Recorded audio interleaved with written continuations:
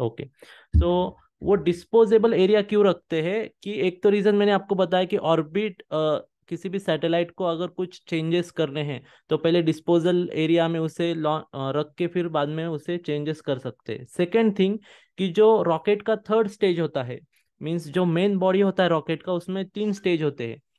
First stage जो होता है वो स्पेस में जब लॉन्च होता है आपका सैटेलाइट या पेलोड, तब फर्स्ट स्टेज छूट जाता है। सेकेंड स्टेज जो है वो छूट जाता है डिस्पोजेबल ऑर्बिट जब स्टार्ट होता है। बिकॉज ये जो रॉकेट की बॉडीज है ना, ये डिस्पोजेबल बॉडीज है, तो उसे कहा तो भी डिस्पोज करना पड़ता है। तो इसीलिए इंटरनेशनल एस्ट्रोनॉमी या एरोस्पेस सोसाइटी ने वो रीजन डिस्पोजेबल रीजन कहा है कि आपकी रॉकेट की बॉडी उसी एरिया में डिस्पोज होनी चाहिए, उसके नीचे भी नहीं, उसके ऊपर भी नहीं। Because above and below that reason the actual orbit of satellites are there. Okay. तो इसीलिए उसे डिस्पोजेबल एरिया कहते हैं कि रॉकेट की जो सेकेंड एंड थर्ड स्टेज की बॉडीज जो होती है वो उस एरिया में डिस्पोजेबल की जाती है। Okay. So that is the one thing I want to discuss with you. So let's start with today's lecture. कि लास्ट टाइम जो हमने फिनिश किया था वो ऑर्बिट्स के ऊपर फिनिश किया था एंड सैटेलाइट्स के ऊपर। तो अब हम नेक्स्ट सेक्शन में देखने वाले हैं space machines and space labs, कि स्पेस मशीन्स क्या होती है एंड स्पेस लैब्स क्या होती है। तो let's start with our PPT.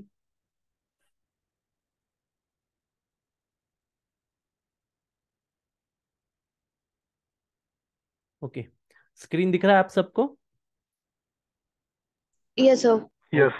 So let's start today's lecture, that is the class number 14, and today we are going to see the aerospace technology. जो हमने उसमें स्टेप्स किए थे कि पहले रॉकेट्स देखे थे, मीन्स स्पेस लॉन्च व्हीकल्स, बाद में सैटेलाइट्स एंड स्पेस मशीन्स देखी थी, देन स्पेस लैब्स हम आज देखने वाले हैं एंड स्पेस मशीन्स देखने वाले हैं। फिर हम space communication and space telescope, ये अपकमिंग जो लास्ट लेक्चर होगा हमारे कोर्स का उसमें कंप्लीट करने वाले हैं। Okay. So let's start today's कि स्पेस मशीन्स क्या होती है। तो जैसा कि आप जानते हो कि मशीन्स मशीन्स क्या होती है, basically it is a combination of mechanism to perform certain task. एक सिंपल से डेफिनेशन में हम कह सकते हैं कि अलग अलग मैकेनिज्म का कॉम्बिनेशन होता है टू परफॉर्म ए स्पेसिफिक और सर्टन टास्क, कि हमें पता है कि ये मशीन या ये मैकेनिज्म ये करने वाला है काम। तो इस कॉम्बिनेशन को हम मशीन्स कहते हैं। और जो मशीन्स स्पेस में जाके दिस काइंड ऑफ वर्क और this kind of task perform करती है उसे हम स्पेस मशीन्स कहते हैं। तो उसमें क्या क्या आता है? तो पहले तो लैंडर आता है। लैंडर मीन्स व्हाट, कि apart from our earth surface जो दूसरी सेलेस्टियल बॉडीज है, लाइक मून है, प्लैनेट्स है, एस्ट्रॉइड्स है, whatever it may be, तो उनके सरफेस के ऊपर किसी भी मशीन को लैंड करने के लिए जो इंस्ट्रूमेंट यूज करते हैं उसे लैंडर कहते हैं। Okay. So that is a one kind of machine in space category, space machine category. दूसरा होता है ऑर्बिटर। अभी ये ऑर्बिटर क्या है कि basically it is a satellite only, but it is the augmented satellite. Means what, कि orbiter क्या कहता करता है, एक पर्टिकुलर सेलेस्टियल बॉडी के अराउंड वो ऑर्बिट करता रहता है in specific orbit, and you can change that orbit as per your application also. तो उसे ऑर्बिटर कहते हैं। अभी सैटेलाइट एंड ऑर्बिटर में क्या डिफरेंस है ये हम आगे आने वाले स्लाइड्स में देखेंगे। उसके बाद होता है रोवर। अभी इस डायग्राम में जो आप देख रहे हो ये it is a kind of one rover only. कि रोवर क्या करता है, जब लैंडर किसी सरफेस के ऊपर लैंड होता है सेलेस्टियल बॉडी के, तो उस सरफेस को या उस प्लेस को एक्सप्लोर करना पड़ता है। Means what, different different places में जाना पड़ता है, कई सैंपल्स लेने पड़ते हैं, कई फोटोग्राफ्स लेने पड़ते हैं। तो ऐसी अलग अलग एक्टिविटी करनी पड़ती है। So for that we need some mobile machine, की कुछ मोबिलिटी फंक्शन होने वाली मशीन हमें चाहिए। तो इसीलिए हमने रोवर डिजाइन किया, ताकि वो सरफेस के ऊपर लैंड होने के बाद उस सरफेस को एक्सप्लोर करे, अलग अलग जगह पे जाए, वहाँ के सैंपल्स ले, फोटोग्राफ्स ले, अलग डेटा कलेक्ट कर सके। तो जो भी मशीन है किसी सेलेस्टियल बॉडी के ऊपर अगर मूव होती है मोबिलिटी में पर्पसफुली मूव होती है, मूव कर सकते हैं, उसे हम रोवर कहते हैं। तो उसके बाद आएगा स्पेसशिप। स्पेसशिप बेसिकली क्या होता है कि it is a kind of ship only. जैसे आपको पता है कि शिप क्या होता है, जो वाटर में सेल होता है, मीन्स वाटर में जिसे हम चला सकते हैं from one point to another point.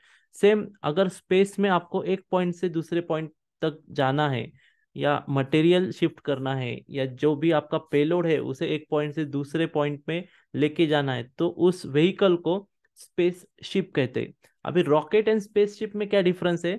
Rocket आपको अर्थ के सरफेस से स्पेस तक लेके जाता है, but from space only, if you have to travel from one point to another point, you need spaceship. तो स्पेसशिप क्या होता है, उसके इंपॉर्टेंस सिग्निफिकेंस क्या है, ये भी आने वाले स्लाइड में हम देखेंगे। Then the last one is the space telescope, जो नेक्स्ट लेक्चर में हम कवर करने वाले हैं।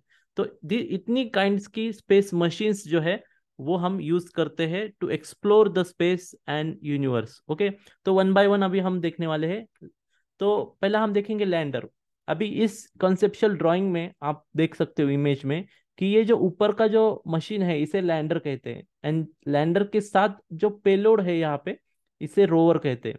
तो लैंडर बेसिकली करता क्या है कि कौन सा भी स्पेसशिप किसी सेलेस्टियल बॉडी के पास में गया, तो वो डायरेक्टली सेलेस्टियल बॉडी के ऊपर नहीं लैंड होता, उसके अंदर लैंडर होता है। ओके, तो लैंडर कुछ ऐसा डिजाइन किया होता है कि वो क्या कर सके, तो लैंड ऑन एस्ट्रोनॉमिकल बॉडी और सेलेस्टियल बॉडी। कि लैंडर एक एस्ट्रोनॉमिकल बॉडी के ऊपर लैंड कर सके, ऐसा वो डिजाइन किया जाता है। तो कैसा होता है उसका design? Mechanically capable to absorb shocks, because why, if there is mass there is gravity. Okay, जहाँ पे मास है वहां पे ग्रेविटी है, either it is on moon, either it is on Mars, or either it is on any kind of celestial body। तो उस gravity के attraction से लैंडर को सरफेस के ऊपर अट्रैक्ट करती है वो ग्रेविटी। ओके, तो to balance that gravity force and its own thrust, इसमें दोनों में बैलेंस करके एक सेफ लैंडिंग करनी पड़ती है। इसीलिए उसको मैकेनिकली इतना कैपेबल होना पड़ता है कि जो शॉक्स आते हैं, means after landing you get a shock, reverse shock from the surface to the body of that particular machine, तो उसको एब्जॉर्ब करने के लिए वो मैकेनिकली उतना कैपेबल होना चाहिए। Then the precise navigation system for accurate landing. अभी आप देखिए कि अगर मान लीजिए कि मुझे मून के ऊपर कुछ लैंड करना है, और मैंने बहुत सारा पैसा, बहुत सारी टेक्नोलॉजी यूज की, पैसा खर्च किया, but if my navigation system is not that much capable to land it on any particular place, कि मुझे एक पर्टिकुलर प्लेस के ऊपर उसे लैंड करना था, बट बाद में पता चला कि अरे मैंने उसके अपोजिट प्लेस पे लैंड किया, तो in that case you need to do much and much more maneuvers to come back to that particular place। तो इसीलिए उसकी नेविगेशन सिस्टम जो है बहुत ही परफेक्ट होनी चाहिए। ऐसा मान लीजिए कि आप अपने घर से निकल रहे हो और आपको जाना था दिल्ली को, बट आप मुंबई में पहुंच गए, तो इन दैट केस आपको कितना हेडेक होगा, क्योंकि आपका काम तो दिल्ली में होना है और आप पहुंच गए मुंबई में। तो सेम ऐसा होता है। तो इसको अवॉइड करने के लिए आपके लैंडर की नेविगेशन सिस्टम परफेक्ट होनी चाहिए, बिकॉज ये जो रोवर्स है, जो मशीन्स है, उसको लैंड करने का काम ये लैंडर करता है। तो जो पर्टिकुलर एरिया हमने डिसाइड किया है किसी प्लेनेट के ऊपर या किसी सेलेस्टियल बॉडी के ऊपर, तो उसको वहां पे ही लैंड करवाना बहुत जरूरी है। तो इसलिए उसकी प्रिसाइज नेविगेशन सिस्टम होना बहुत इंपॉर्टेंट है। सेकेंड होता है डी एक्सेलरेशन सिस्टम। ओके, ये आपने बहुत बार देखा होगा कि कोई लैंडर अगर सरफेस के ऊपर लैंड हो रहा है, तो उसके ऊपर से कुछ पैराशूट्स निकलते हैं। तो वो क्यों निकलते हैं, कोई बता सकता है? एनीबॉडी कैन टेल कि वो पैराशूट्स क्यों निकलते हैं? यस, आपने कोई डॉक्यूमेंट्री मूवी या कोई पिक्चर में भी देखा होगा, इमेज में, कि एक लैंडर क्या ऐसा स्पेस क्राफ्ट है वो लैंड हो रहा है और उसके ऊपर पैराशूट से। सो उसका रीजन ऐसा है कि जब कोई लैंडर किसी सरफेस के ऊपर लैंड होता है, whenever any lander will no landing on surface, there there is much more velocity और मच मोर स्पीड। उसका स्पीड इतना ज़्यादा होता है कि इट एक्चुअली वो सरफेस के ऊपर जाके डैमेज हो सकता है, it will get damage when touch with surface with this kind of speed or velocity. So to reduce that speed or velocity, we need some brake, you can say brake, कि उसको reduce करने के लिए velocity को कुछ break की जरूरत होती है, तो उसे कहते हैं डी एक्सेलरेशन सिस्टम। तो डी एक्सेलरेशन सिस्टम में पहला आता है पैराशूट, कि जब भी एक सर्टेन डिस्टेंस रहता है in between surface and lander, the lander shoot out the parachutes. Okay, वो पैराशूट्स क्या करते हैं, एयर को रिस्ट्रिक्ट करते हैं या एयर को अपोज करते हैं जो ऊपर जा रही है due to the movement of that lander. Okay, and for that reason उसको एक ब्रेक लगता है due to the parachute action. This is the one method. The second method is that in this picture you also see that कि जब lander का distance and जो surface है उसका डिस्टेंस बहुत कम होता है, तो एक ऐसे रॉकेट थ्रस्टर छोड़े जाते हैं या रॉकेट शूट कर किए जाते हैं। सो this is also make a thrust opposite direction towards the direction of lander moving. तो इसकी वजह से भी डी एक्सेलरेशन होता है और जो स्पीड है वो काफी कम हो जाता है, ताकि लैंडर एक अच्छी सेफ लैंडिंग कर सके। तो उस सिस्टम को कहते हैं डी एक्सेलरेशन सिस्टम। उसके बाद आती है design for harsh environments. Because हमें पता है कि ऑन अर्थ एवरी मशीन और every human is safe, okay, but after और above earth in space there is lot of hazardous systems or things which can damage the machine part also. Okay, to sustain in that kind of environment आपका जो design है बहुत ही strong होना चाहिए, जिसके ऊपर ultraviolet rays या carbon monoxide, carbon dioxide इस जैसे सल्फ्यूरिक एसिड, सल्फ्यूरिक एसिड इस जैसे केमिकल्स का भी इफेक्ट नहीं हो पाए। देन जो ग्रेविटी है वो ज़्यादा हो सकती है, कम हो सकती है, तो उसको भी अवॉइड करना है। तो दिस काइंड ऑफ इन्वायरमेंट हमें ध्यान में रखना होता है while designing the lander. Okay, so for that purpose वहाँ पे जो इंजीनियर्स है उसी पैरामीटर्स को कंसिडर करते हैं while designing all the landers components. Okay, so this is all about the landers.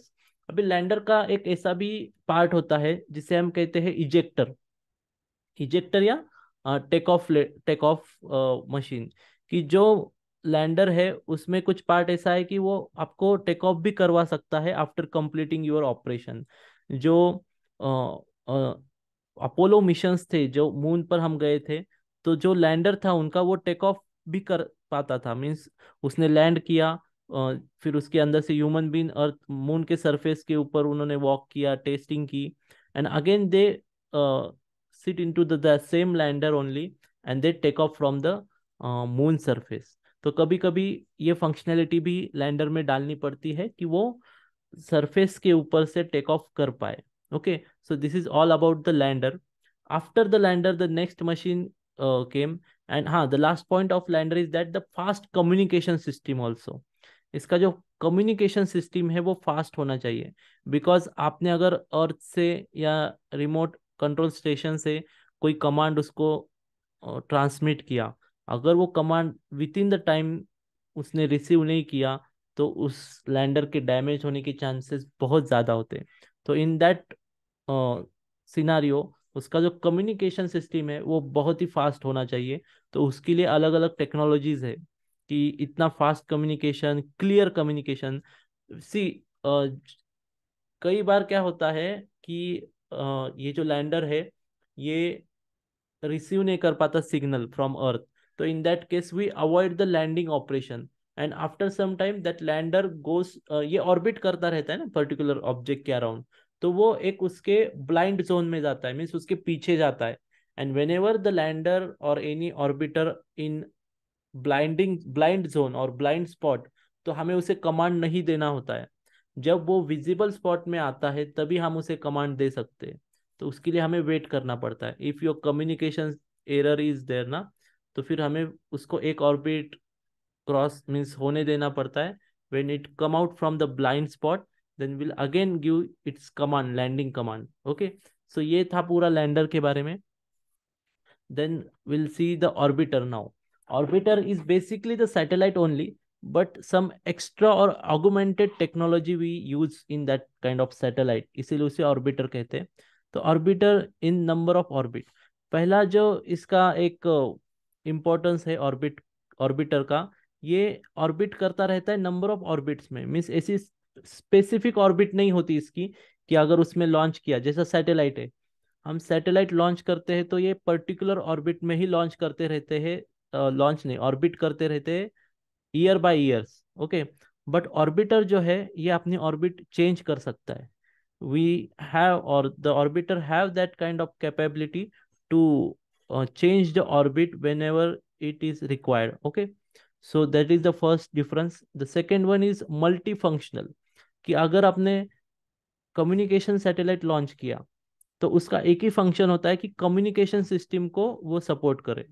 But आप अगर ऑर्बिटर लॉन्च कर रहे हो मून का स्टडी करने के लिए या मार्स का स्टडी करने के लिए, तो वो मल्टी फंक्शनल होना जरूरी है। Means it can observe the spectrometry of Mars, it can take a picture of Mars, it can also receive the sound coming from the Mars. तो ऐसे डिफरेंट डिफरेंट पैरामीटर्स वो चेक कर पाए, इसलिए उसे मल्टी फंक्शनल रखना जरूरी होता है।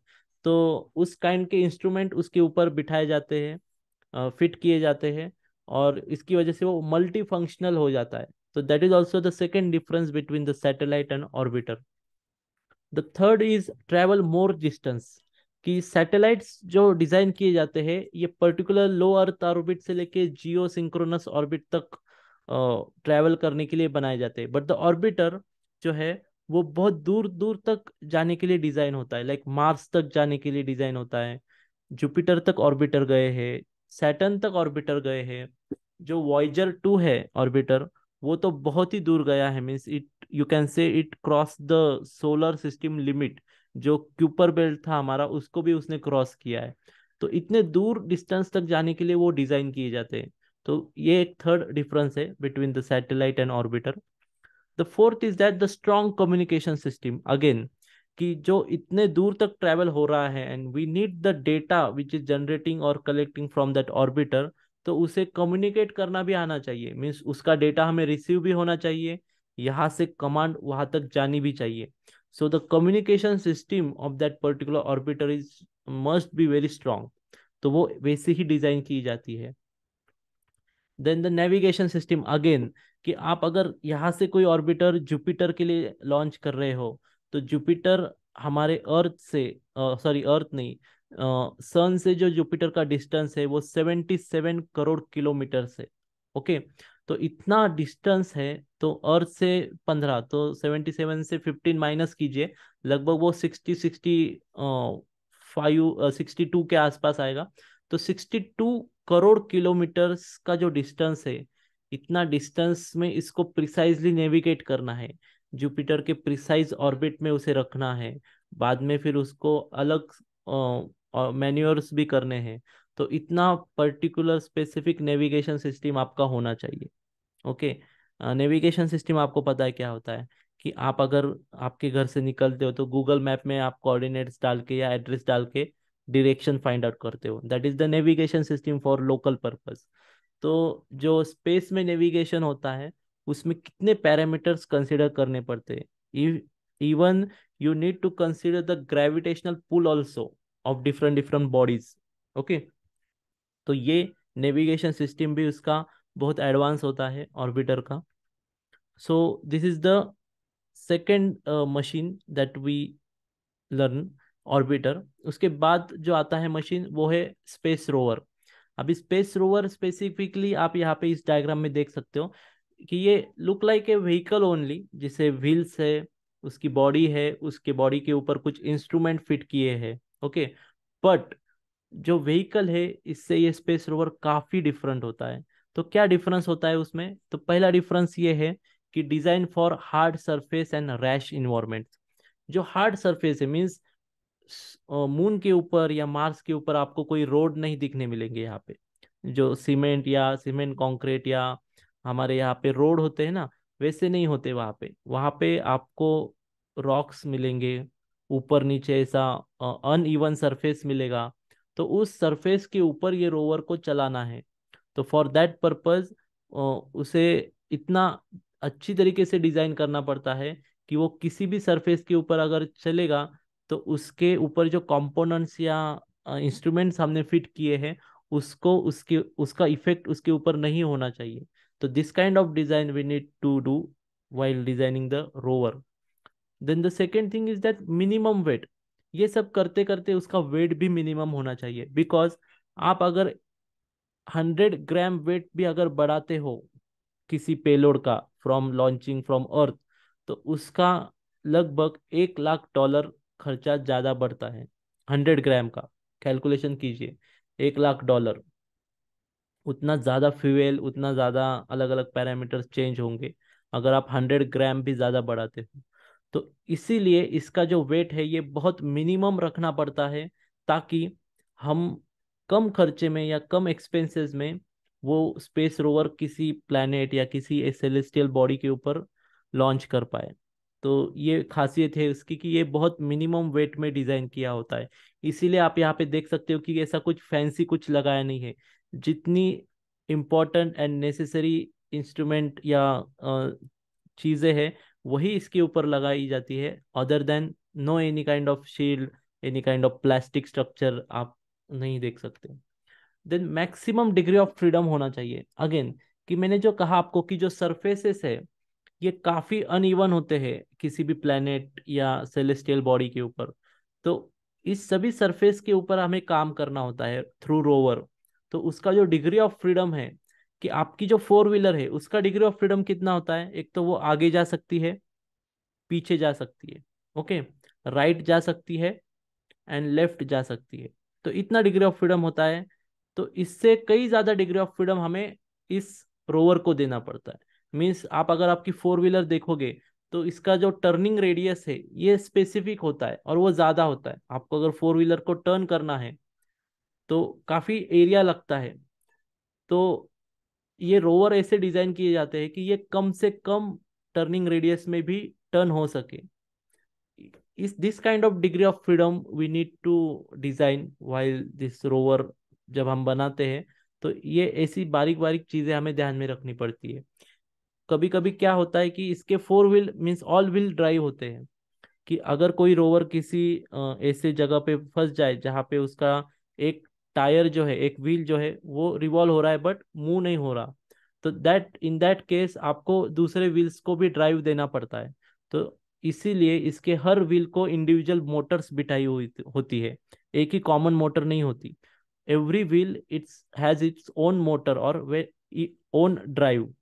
तो इसीलिए इसका मैक्सिमम डिग्री ऑफ फ्रीडम होना बहुत जरूरी है. Then most advance technologies means what, अगर रोवर के ऊपर आप देखोगे जितने भी इंस्ट्रूमेंट्स लगते हैं, कैमराज होते हैं, स्पेक्ट्रोमीटर्स होते हैं. कुछ रोवर्स तो ऐसे हैं मार्स के ऊपर कि उनके खुद की छोटी सी लेबोरेटरी है रोवर के ऊपर, कि वहां से ही सैंपल लेते हैं. अंदर वो लैब के छोटा सेटअप होता है लैब का, वहां जाता है, टेस्ट होता है एंड रिजल्ट सिर्फ हमें ट्रांसमिट किए जाते हैं अर्थ के ऊपर. तो this kind of advance technology we need to design for rover. आपकी जितनी भी मेडिकल की टेक्नोलॉजी है ना, पेस मेकर है, हार्ट पंप डिजाइन किया है, और कुछ इम्प्लांट्स है, तो ये सभी एरोस्पेस टेक्नोलॉजी के ओरिजिन से आए हैं. जो स्पेस मेकर था, जिसका जो पंप था स्पेस मेकर का, वो पेस मेकर का पंप एंड हार्ट पंप, जो आर्टिफिशियल हार्ट पंप हमने हमने बनाया है, ये दोनों पंप जो है ये रोवर के सिस्टम के लिए डिजाइन किए गए थे फर्स्टली.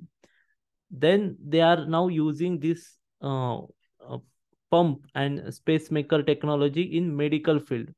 तो जितनी भी एडवांस टेक्नोलॉजी आप देखते हो किसी भी सेक्टर में, फर्स्टली 99% वो स्पेस या एरोस्पेस में डेवलप की जाती है उस सेक्टर में, और उसको बाद में फिर हम हमारे दूसरे सेक्टर्स है उसमें लाया जाता है. ओके. तो इसीलिए जो भी टेक्नोलॉजी आप देखोगे रोवर्स एंड स्पेस मशीन में, वो सबसे एडवांस होती है. देन ठीक है, ये तो हुआ स्पेस रोवर के बारे में. ओके. हम अभी देखने वाले हैं स्पेस शिप्स के बारे में. अभी ये स्पेस शिप्स होता क्या है, जैसा मैंने पहले भी आपको बताया कि जैसे we are using ships for travelling through water. Okay. तो सेम आपको अगर ट्रैवल करना है स्पेस में, तो we need some structure which actually working as a vehicle or ship in space. तो इसे हम स्पेसशिप कहते हैं। अभी स्पेसशिप के इंपॉर्टेंट पॉइंट्स क्या है? Design to travel interstellar distance, means what, कि इंटरस्टेलर डिस्टेंस जो होता है ना, ये काफी ज्यादा होता है in compare to the earth distance. Earth के ऊपर जो डिस्टेंस हम ट्रेवल करते हैं उससे काफी ज्यादा ये डिस्टेंस होता है। मीन्स आप मान लीजिए कि अर्थ से लेके मून का डिस्टेंस ही कितना है, 380 किलोमीटर है अप्रोक्सीमेटली। तो इतने दूर का डिस्टेंस ट्रैवल करना है तो आपके नॉर्मल एरोप्लेन्स या नॉर्मल डिजाइन्स जो होती है वो काम नहीं आती। You need some different design to travel this much of distance. And not only the distance, space में बहुत सारे ऑब्स्टेकल्स भी होते, लाइक छोटी छोटी मेट्योर्स होती है, छोटे छोटे कभी कभी डेब्रिज होते हैं जो हमने सैटेलाइट्स छोड़े ना, तो उसके कभी कभी डेब्रिज भी बनते हैं स्पेस में। तो इन सब को अवॉइड करके, इन सब को फेस करके हमें ट्रैवल करना पड़ता है। So you need very tough shield to avoid collisions. जो मेटियोर्स या ऐसे डेब्रिज के साथ कोलिजन्स होता है उसको अवॉइड करने के लिए, उसमें सस्टेन होने के लिए आपको एक बहुत बड़ा बहुत टफ शील्ड होना पड़ चाहिए, या फिर मटेरियल वैसा डेवलप करना पड़ता है। ओके, तो ये एक डिफरेंस होता है। Third, use for different purposes. अभी इसका यूज क्या होता है कि इसका यूज जो है अलग अलग टाइप में किया जाता है। फर्स्ट, आपको अगर किसी एस्ट्रोनॉट्स को स्पेस में छोड़ना है किसी एक्सपेरिमेंट के लिए या मून के ऊपर, तो आपको स्पेसशिप लगेगा। वो रॉकेट के किसी छोटे से पार्ट में बैठ के नहीं जा सकते, तो इसीलिए उसका स्पेसशिप होना जरूरी है। आपको अगर कई बार टेलीस्कोप छोड़नी पड़ती है, तो again in that case we use the spaceship. आपको अगर कुछ इंस्ट्रूमेंट्स या मटेरियल किसी पर्टिकुलर लोकेशन में स्पेस में छोड़ने पड़ते हैं, तो again we use the spaceship. And in future आप अगर देखोगे कि मार्स, मून के ऊपर हमने अगर बेस बनाया है, या मार्स के ऊपर हमने ह्यूमन को मीन्स छोड़ लेके जाना है, तो इन दैट केस आपको स्पेसशिप लगने वाला है। आपको उसमें लैंडर, रोवर, सॉरी ऑर्बिटर या रॉकेट यूज कर नहीं सकते, आपको स्पेसशिप डिजाइन करना पड़ेगा। तो ये स्पेसशिप डिफरेंट डिफरेंट पर्पस के लिए डिजाइन होता है। ओके, तो स्पेसशिप जो है ये काफी अभी जो है उसका एप्लीकेशन काफी लिमिटेड है, बट आने वाले फ्यूचर में स्पेसशिप का एप्लीकेशन स्पेस ट्रैवल के लिए भी किया जाने वाला है। मीन्स व्हाट, आपको अगर जीरो ग्रेविटी में जाना है, you are not astronaut or any kind of no astronaut or related scientist, but आपको सिर्फ स्पेस में जाना है to experience the zero gravity. तो हमें स्पेस शिप डेवलप होने वाले हैं आगे ऐसे, कि आपको सिर्फ स्पेस में लेके जाने जाएंगे, 1 घंटा या कुछ मिनट्स तक वहाँ पे आपको वो जीरो ग्रेविटी में रखेंगे एंड वापस आपको नीचे लेके आएंगे। तो this kind of spaceship also in future will develop, और वो भी उसके पर्पज अलग अलग होंगे। तो ये पूरा स्पेसशिप के बारे में था। This is also one space machine. अभी उसके बाद आता है हमारा स्पेस लैब। और अभी तक हमारे पास स्पेस लैब में से सिर्फ एक ही लैब है जिसे हम ISS कहते हैं। इसका फुल फॉर्म है इंटरनेशनल स्पेस स्टेशन। ओके, ये जो डायग्राम आपको दिख रही है ये इंटरनेशनल स्पेस स्टेशन की है। अभी इसके कुछ पैरामीटर्स हम देखेंगे पहले, और बाद में देखेंगे कि ये करता क्या है एक्चुअली। तो पहला तो ये जो ऑर्बिट हाइट है कि किस ऑर्बिट में इसे अभी स्टेबल किया है, तो ये 408 किलोमीटर डिस्टेंस से है फ्रॉम अर्थ डिस्टेंस, कि अर्थ से 408 किलोमीटर के हाइट पर है ये ISS। उसका जो स्पीड ऑन ऑर्बिट है नॉर्मल, वो है 7.6 किलोमीटर पर सेकेंड। एंड मैक्सिमम स्पीड वो कितना ले सकता है, 28,000 किलोमीटर पर आवर। मीन्स देखिए कितना स्पीड ये ले सकता है। और इतने स्पीड में इतने बड़े स्ट्रक्चर को आपको अगर स्टेबल रखना है, तो किस टाइप की इंजीनियरिंग एंड टेक्नोलॉजी यूज की होगी। उसकी जो लॉन्च डेट थी वो 20 नवंबर 1998 थी। और अभी तक उसको जितना एक्सपेंसेस आया है बनाने के लिए खर्चा, वो 15,000 करोड़ डॉलर आया है। ओके, तो ये कुछ बेसिक इंफॉर्मेशन थी ISS के बारे में। तो इसका भी ये जो एरिया है ये सोलर पैनल से, जैसा इसके ऊपर जितने भी इलेक्ट्रॉनिक इंस्ट्रूमेंट है उसको चलाने के लिए जो इलेक्ट्रिसिटी लगती है वो सभी इस सोलर पैनल से आती है। देन आप यहाँ पे छोटे छोटे कंटेनर्स देख रहे होंगे, सिलेंड्रिकल कंटेनर्स। तो ये एक्चुअली स्पेस मॉड्यूल कहा जाता है इन्हें, स्पेस मॉड्यूल या ISS मॉड्यूल। तो ये मॉड्यूल एक दूसरे को कनेक्ट करते हैं।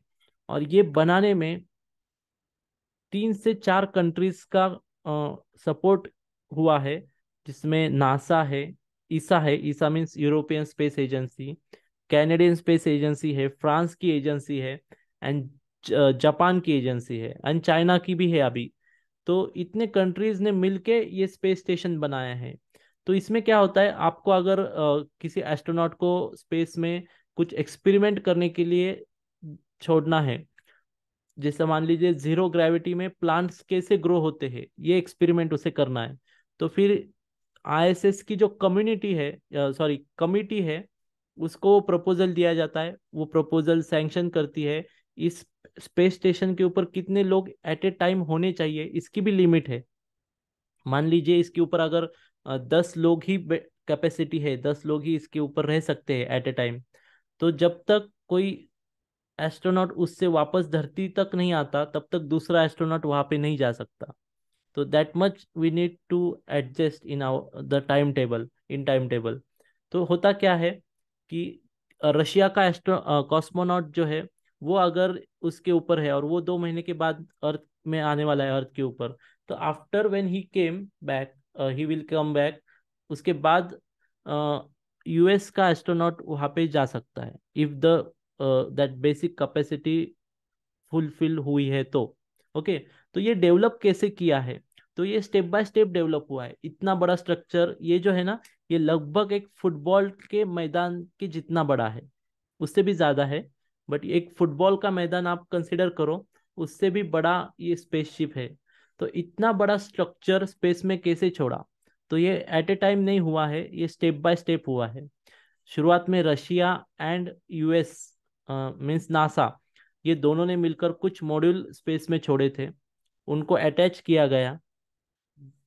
After that one by one धीरे धीरे कुछ और मॉड्यूल्स वहां पे छोड़े गए, लाइक फ्रॉम ईसा और कैनेडियन स्पेस एजेंसी से, और उनको वहां पे अटैच किया गया।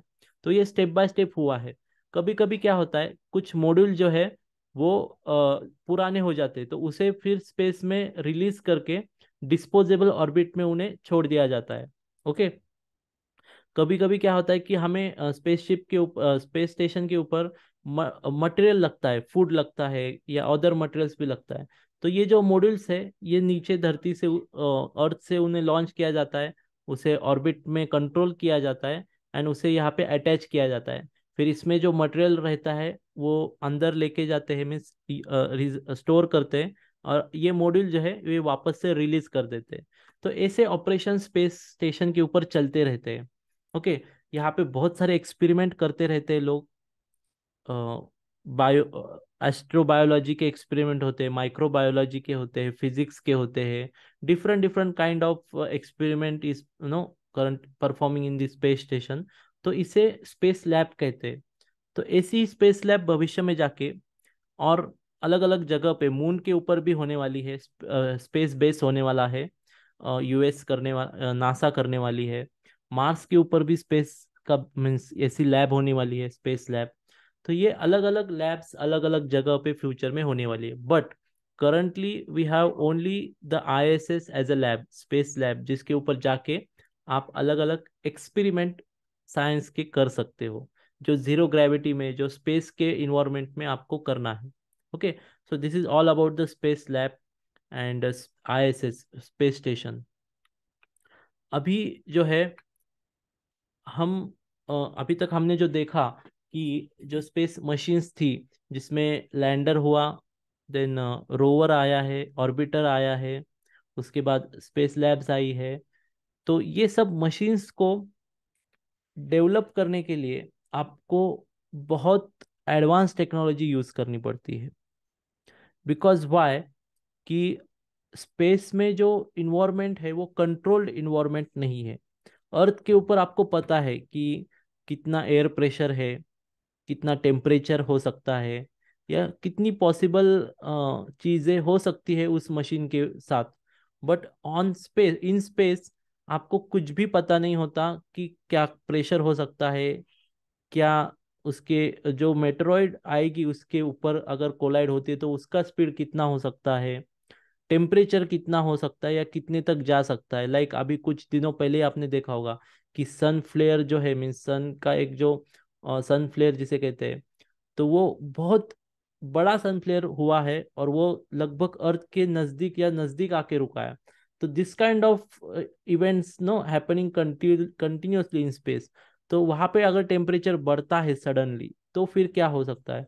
तो ऐसे बहुत सारे अनप्रिडिक्टेबल चीजें हैं, बट इन सभी को फेस करने की टेक्नोलॉजी बनानी पड़ती है। एंड फॉर दैट रीजन आपको बहुत एडवांस स्टडी करना पड़ता है, मटेरियल्स का, कंपोनेंट्स का, फ्यूल्स का।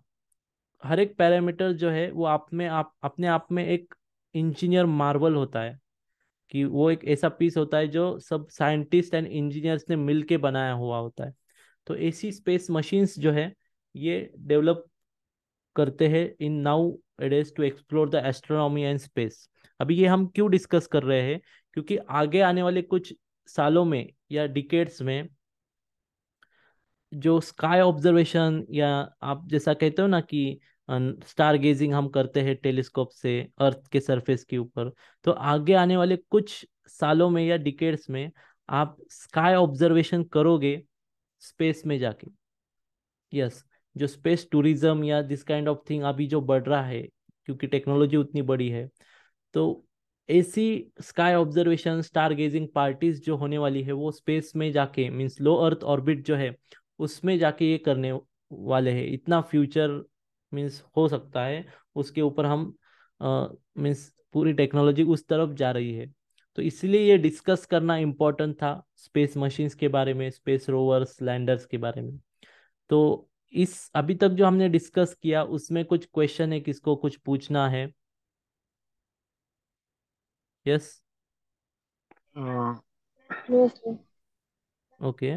यस, मुझे एक क्वेश्चन है हम्म। कि जब रोवर हम हमारे जो अर्थ से रोवर की जो मूवमेंट होती है वो हम अर्थ से कंट्रोल करते हैं, या उनको डायरेक्टली कोड कोड दिया जाता है कि वो उसी कोड पे वो मूवमेंट करती है, या ऐसा कुछ क्या होता है उनका नहीं, देखिए एक्चुअली? उसमें क्या होता है, जो एक्चुअल मूवमेंट होती है किसी रोवर की किसी सरफेस के ऊपर अगर वो लैंड होता है, तो वो पूरी तरह से मैनुअल कंट्रोल होती है, मीन्स हम कंट्रोल करते हैं। ओके। बट ऐसे कुछ क्रिटिकल ऑपरेशंस है, लाइक अगर कुछ लैंडिंग करवाना है, जैसे आपने पढ़ा होगा चंद्रयान 2 जो है उसका एक फेज था कि एक सर्टन डिस्टेंस के बाद उसका जो कंप्यूटर था, प्री प्रोग्राम कंप्यूटर प्रोग्राम, उसने ही उसको कंट्रोल किया था टू सेफ लैंड, जैसे हम ऑटो पायलट मोड बोलते हैं ना, वैसा ओके। ही। तो कुछ क्रिटिकल ऑपरेशंस होते हैं जो आप मैन्युअली नहीं कर सकते। In that case you need to do a program, auto program, which perform automatically in that particular time span. Okay. But okay. Maximum time जो होता है वो हम अर्थ के मीन्स अर्थ के ऊपर से ही उसे कंट्रोल करते हैं। और वो डायरेक्टली कंट्रोल नहीं होता, पहले हम कमांड ऑर्बिटर को छोड़ते हैं। ऑर्बिटर उसके पास होता है ना उस एरिया के। हाँ। फिर ऑर्बिटर हाँ। वो कमांड उस रोवर को या जो भी मशीन हमने लैंड की है किसी सरफेस के ऊपर उसको छोड़ता है। क्योंकि कभी कभी क्या हो सकता है, हम डायरेक्टली किसी प्लैनेट के इन्वायरमेंट को क्रॉस करके वो कमांड नहीं दे सकते। We need some strong signals. तो वो स्ट्रॉन्ग सिग्नल कहाँ से मिलेगा? टू वे से मिलेगा, कि हमें पहले सिग्नल यहाँ से ऑर्बिटर को छोड़ना पड़ेगा। ऑर्बिटर फिर वो सिग्नल जो है एम्पलीफाई करके नीचे रोवर को छोड़ता है या देता है कमांड। तो ये ऐसी ऑपरेशंस चलती रहती है, मीन्स ये कम्युनिकेशन सिस्टम में जो हम ओके। आगे देखने वाले communication system, space communication system, तो उसमें वो पार्ट आने वाला है कि कैसे कंट्रोल किया जाता है, कैसे सिग्नल्स, कौन से सिग्नल्स छोड़े जाते हैं। ओके। Okay, thank okay. तो रितिका आपको कुछ पूछना है स्पेस मशीन्स के बारे में कुछ? नो सब। No, you understand all this, कि कितनी मशीन्स, कैसे रोवर्स होते हैं क्या? इसका अगर केस स्टडी आपको देखना है तो you need to study 2 missions. मैं आपको 2 मिशंस का स्टडी करने को बोलूंगा। एक तो है अपोलो मिशन। अपोलो मिशंस के जितने भी स्पेस क्राफ्ट छोड़े गए हैं, that is the engineering Marvel. और वो कितने कब किया गया है, 1960s में एंड 70s में वो किया गया था, जहाँ जब मीन्स जो कंप्यूटर था वो भी इतने पावरफुल नहीं थे। तब हमने वो मशीन्स डेवलप करके उनको लॉन्च किया था, तो उसका स्टडी कीजिए। एंड लेटेस्ट में आपको स्टडी करना है तो नासा का आर्टिमिस मिशन है, जो अभी 2024 एंड 25 को मून के सरफेस के ऊपर ह्यूमंस को लैंड करवाने वाले हैं वो। तो उसके मिशंस के एज अ केस स्टडी आप ले सकते हो to understand the technologies. And ISRO का भी गगनयान मिशन है, उसको भी एज अ केस स्टडी आप ले सकते हो कि गगनयान मिशन के लिए क्या है। जो रिकवरी मिशन मैंने जो कहा, रिकवरी क्राफ्ट होता है या रिकवरी ऑपरेशन होता है, वो कैसा होता है, उसमें कितने पैरामीटर्स होते हैं। जो मैंने आपको कहा था डी एक्सेलरेशन सिस्टम, तो वो रिकवरी मिशन में भी लगाते हैं। मीन्स अगर कोई स्पेस शटल या कोई स्पेस क्राफ्ट वापस से धरती पे आ रहा है तो उसका डी एक्सेलरेशन करने के लिए पैराशूट शूट होते हैं। एंड इन लास्ट मोमेंट कि उसका और धरती का जो डिस्टेंस है वो काफी कम हुआ, कम रह गया, तो उस डिस्टेंस में हम एंटी थ्रस्टर शूट करते हैं। मीन्स व्हाट, कि जो डीएक्सेलरेट करते हैं उस स्पीड को, तो वो thruster and at the end of shoot करना पड़ता है। तो इसे गगनयान में टेस्ट किया जा रहा है अभी, री एंट्री मिशन को गगनयान के। तो उसको आप स्टडी करो, नेट के ऊपर उसका इंफॉर्मेशन है, जितना मिल सकता है उतना आप ले सकते हो। तो आप देख सकते हो कि टेक्नोलॉजीज कितनी आगे जा रही है। एंड इन फ्यूचर जो स्पेस एक्स का एक प्रोजेक्ट है कि स्पेस एक्स क्या करने वाले हैं। अभी आपको अगर एक कंट्री से दूसरे कंट्री में जाना है, मीन्स मान लीजिए from India you want to go to US और यूरोप, तो आप जनरली क्या यूज करोगे, एरोप्लेन्स यूज करोगे। Okay, aeroplane also taking too much time to distance that much, to travel that much distance. कि यूएस से आपको इंडिया आना है तो लगभग आपको मिनिमम 10 से 12 घंटे की फ्लाइट लेनी पड़ती है, या उससे भी ज़्यादा है कभी कभी। तो ये डिस्टेंस एंड ये ट्रैवलिंग टाइम कम करने के लिए स्पेसएक्स रॉकेट्स का यूज़ करने वाले हैं। जो रॉकेट्स लो अर्थ ऑर्बिट है उसके भी नीचे ट्रैवल करेंगे, और वो ह्यूमंस को एक जगह से दूसरी जगह, मीन्स इतना बड़ा डिस्टेंस जो है कुछ मिनटों में ट्रैवल कर पाएंगे आप। मीन्स यूएस से आपको इंडिया आना है, अभी आपको लगते हैं 10 से 12 आवर्स, ओके, 10 to 12 आवर्स या उससे भी ज़्यादा। तो in rocket technology it only take half an hour और 1.5 आवर। तो मान लीजिए कि आप 1 या 1.5 घंटे या 2 घंटे में यूएस से इंडिया आ सकते हो। तो इस टेक्नोलॉजी के ऊपर काम हो रहा है, एंड आगे आने वाले दिनों में वो सक्सेसफुल भी होगा। तो इसका आप केस स्टडी ले सकते हो। तो ये हमने देखा स्पेस मशीन्स के बारे में। जो अब नेक्स्ट लेक्चर आने वाला है, जो probably the last lecture of this course होगा, वो होगा space telescopes and space communication के ऊपर।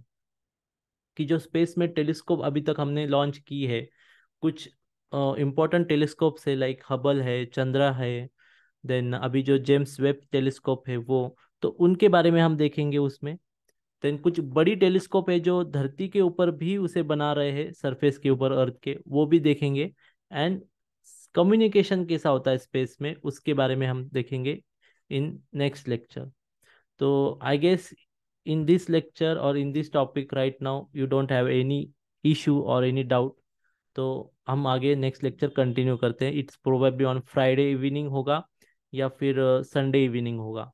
तो अभी का पूरा समझ में आया आपको? तो shall we conclude today's lecture? Yes. Yes, sir. Okay. Sir, what about our projects? Projects में आज या कल तक आपको ग्रुप में उसका शीट्स देने वाला हूँ, जो प्रोजेक्ट्स आपको असाइन किए गए हैं पर्टिकुलर, तो आप उसके ऊपर काम शुरू कर सकते हैं। फ्रॉम जब आपको ये प्रोजेक्ट दिया जाएगा उससे उसके बाद लगभग 15 से 20 दिन के अंदर आपको वो बना मीन्स क्रिएट करके सबमिट करना है। Then will post your certificate and other things in same parcel only after receiving your project. Okay. Okay, sir. Okay, so thank you to attend this lecture. We'll meet in next lecture. Thank you, sir. Okay. Thank you.